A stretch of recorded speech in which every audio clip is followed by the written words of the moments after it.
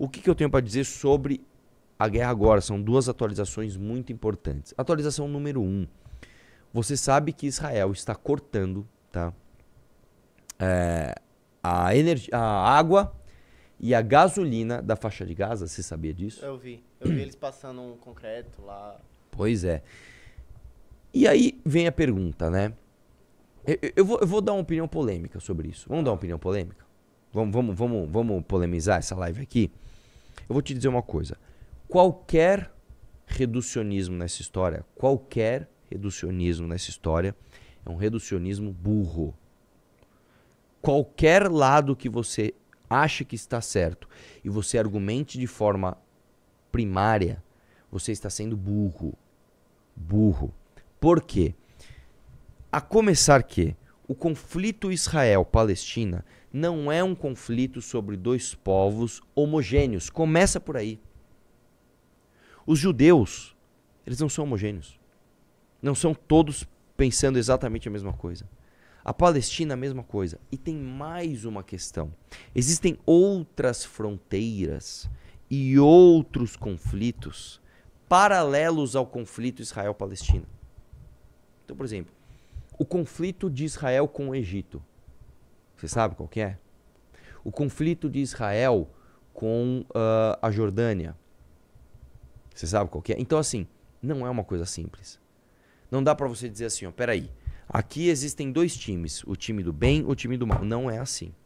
Você pode pender para um lado. Eu pessoalmente, pendo para o lado de Israel. Mas isso não é uma história tão simples assim, tá?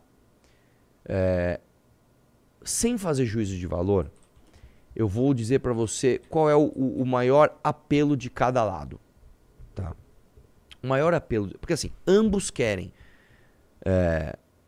a dominância daquela terra, tá?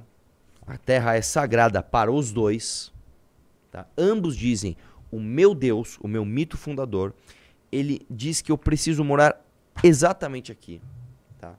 Mas qual que é o maior apelo de cada um deles?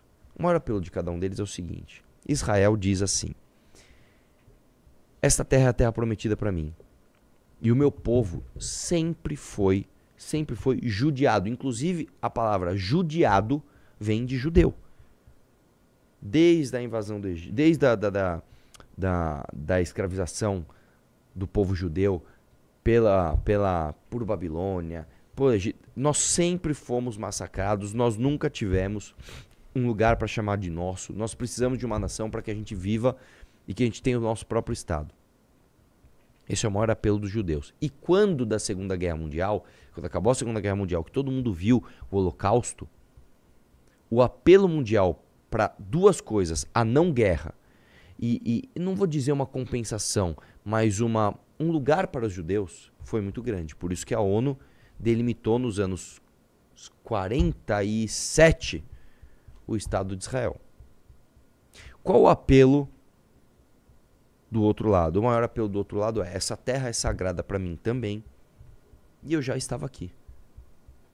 Ah, mas eu não quero saber o que fizeram com os judeus, eu já estava aqui antes. Você não pode tirar o que é meu, tá?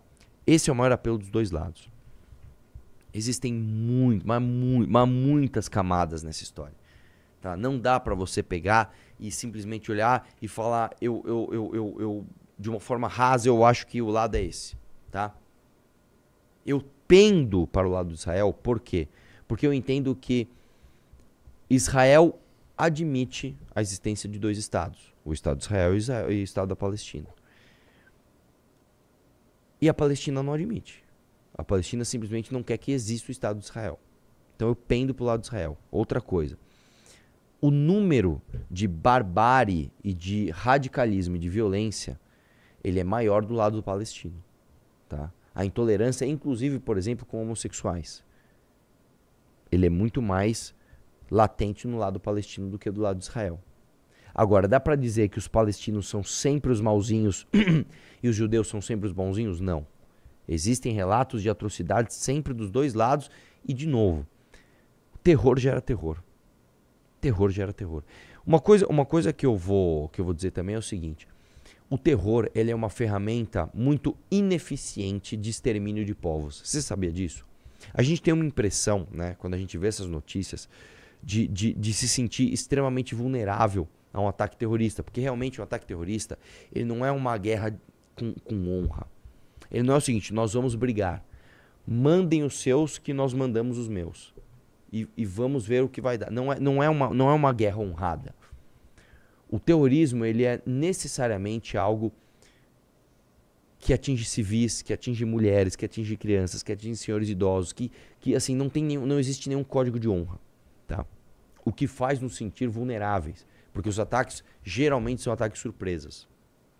Porém, em números absolutos de mortes, tá? Terrorismo é uma péssima ferramenta para extermínio de povos. Outra coisa, o terrorismo, ele faz uma propaganda contrária à sua causa tremenda. Isso é uma coisa tão burra, cara. Já sei, ó, eu tenho uma causa, então eu vou implantar uma bomba num metrô. As pessoas vão ficar mais contra a sua causa. As pessoas vão olhar aquilo e vão falar, não dá, né? A não ser, é claro, que você seja um esquerdista absolutamente com o cérebro lavado por ideologia. Que é o caso do Guilherme Boulos, que é o caso da Luciana Genro, que eles falaram só besteira, estão tentando relativizar, estão tentando passar pano para isso.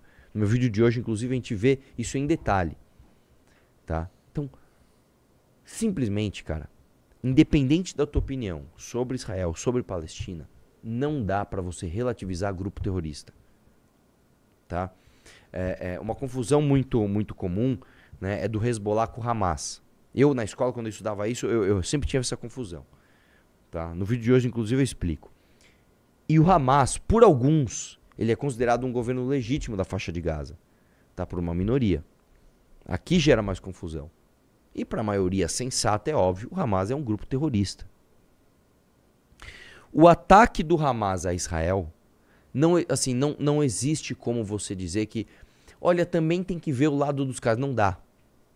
Não existe isso. Não tem como você pegar um grupo que invade uma rave, onde tem jovens do mundo inteiro ali. Eles pegam uma turista alemã, abusam dela, para não falar outra palavra que eu não posso usar aqui. Pegam o corpo dela, ela está inconsciente, não dá para saber se ela está viva ou morta. Jogam numa caçamba de uma caminhonete. E as pessoas ficam cuspindo nela. Ficam chutando ela. Não tem como você me dizer que isso aqui tem que ver também o lado dos caras, porque a opressão não existe isso. Não existe isso. Não existe isso. Tá? Então, enfim. É isso. O que você achou do posicionamento do Lula? O posicionamento do Lula foi absolutamente institucional, frouxo, e claramente ele não falou o que tinha que ser falado, que é o grupo Hamas é um grupo terrorista que deve ser exterminado. É isso que eu vi. É a mesma coisa, seguinte, eu vou fazer a seguinte analogia. Imagina que alguém entra na sua casa, sequestra os seus filhos, abusa da sua filha, mata a sua mãe. O presidente vai dar uma declaração sobre isso e ele fala assim, olha, eu sou absolutamente contrário à violência. Você fala, meu irmão, não é isso que eu quero ouvir de você. Não é isso que eu quero ouvir de você. Eu quero ouvir que criminoso e vagabundo tem que ser preso, tá? E que você não pode imaginar a dor da minha família por ser vítima do criminoso tal. Aí você tá dando um posicionamento. Se você não, eu sou contra a violência. Todo mundo é contra a violência. Todo mundo se diz contra a violência. Sou a favor da paz mundial. Legal, cara. Tá? E assim, o posicionamento do Lula foi assim, mas o posicionamento de outros, como Luciana Genro, etc., avançaram. Neste momento eles estão falando toda solidariedade à Palestina. É que assim, eles não são capazes de escrever o que eles estão pensando. Porque o que eles estão pensando é o seguinte, que bom que o Hamas foi lá. Palmas aqui pro Hamas. É isso que esses caras pensam. Como eles não podem falar, eles ficam quietos em relação a isso. Mas aí eles falam assim, não, toda solidariedade é aquele apito de cachorro pra militância.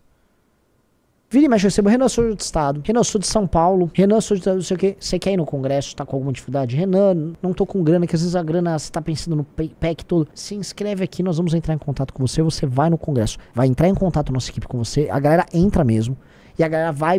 Você vai conseguir no Congresso. Vai ser o maior evento de política do ano.